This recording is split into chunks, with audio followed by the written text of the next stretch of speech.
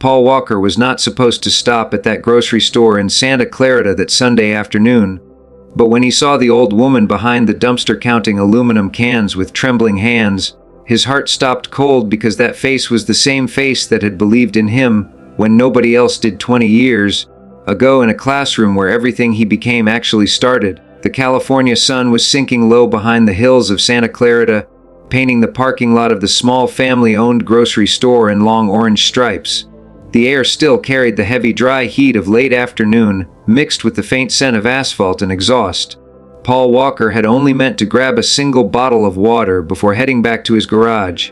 He was working on a 1970 Chevelle that weekend, something to keep his hands busy and his mind quiet. He was dressed simply, a plain gray shirt, faded jeans, and the same boots he had owned for years. He parked his dusty blue pickup near the back of the lot because he never liked crowded spots. As he stepped out and turned toward the entrance, something caught the corner of his eye.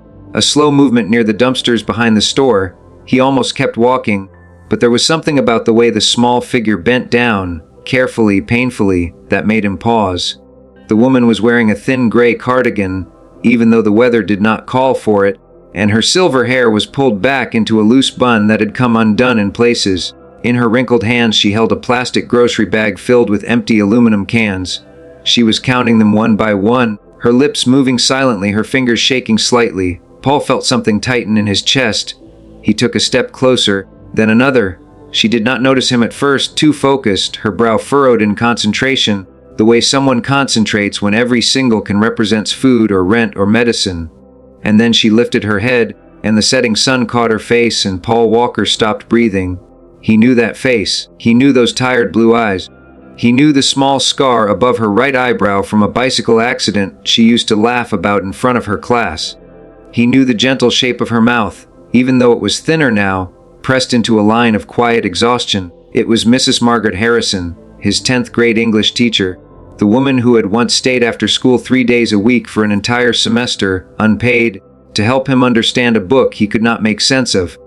The woman who had told him, when he was 16 and struggling, that he had something rare inside him, and that the world was going to notice one day. The woman who had written his college recommendation letter by hand, because she said typed letters did not carry the same. Paul had not seen her in 20 years, not since the day he graduated and walked across that small stage in the high school gymnasium and hugged her a little too long. He had meant to write her letters, he had meant to visit. But then came auditions and small roles and bigger roles and flights and years, and somewhere in the middle of all that chasing, he had forgotten the woman who had first taught him to believe. And now here she was, counting cans behind a dumpster. Paul walked toward her slowly, afraid that moving too fast might startle her. When he was a few feet away, she finally looked up. She squinted, confused for a moment. Then her eyes widened, her mouth parted slightly, and the plastic bag almost slipped from her fingers. Paul crouched down so they were at the same level and said her name quietly, the way he used to say it in class, Mrs. Harrison. Her hand came up slowly and touched his cheek, as if she needed to confirm he was real. And then her whole body began to tremble, and tears filled her eyes, and she whispered that she had watched every single one of his movies, that she always knew he would make it, that she had kept every newspaper article about him in a box under her bed. Paul asked her gently what had happened, and she told him. Her husband had been sick for a long time before he passed. The medical bills had drained everything. Her small pension from teaching was not enough. Her grandson had a condition that needed constant care. She had started collecting cans 6 months earlier because it was honest work, she said, and because it let her feel useful. She said it with a small embarrassed smile, the way a proud person smiles when they are trying to hide shame. Paul did not say anything for a long moment. He just took her hand, the same hand that had once placed gold stars on his essays, and held it. Then he stood up, helped her to her feet, and told her the afternoon was over. She was coming home with him.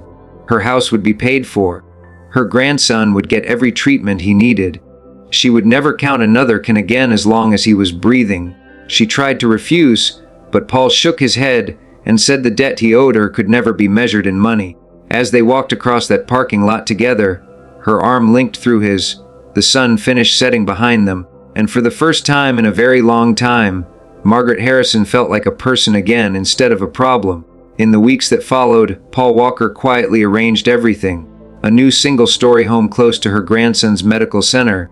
Full coverage for every treatment, every specialist, every therapy session the boy would ever need. A trust fund large enough that she would never again have to choose between medication and groceries. He never told anyone, he never posted about it. The only thing he asked was that she let him visit on Sunday afternoons so they could talk about books and life, the way two people once did in a classroom a very long time ago. If this story touched something inside you, please take 1 second to tap that like button right now, because it genuinely helps us share more real human stories with people who need to hear them. Subscribe to this channel and turn on notifications so you never miss another untold moment that could change the way you see kindness and gratitude. Leave a comment below and tell us the name of a teacher who believed in you before you believed in yourself, because everyone deserves to be remembered. Share this video with someone who needs to hear it today. See you in the next story.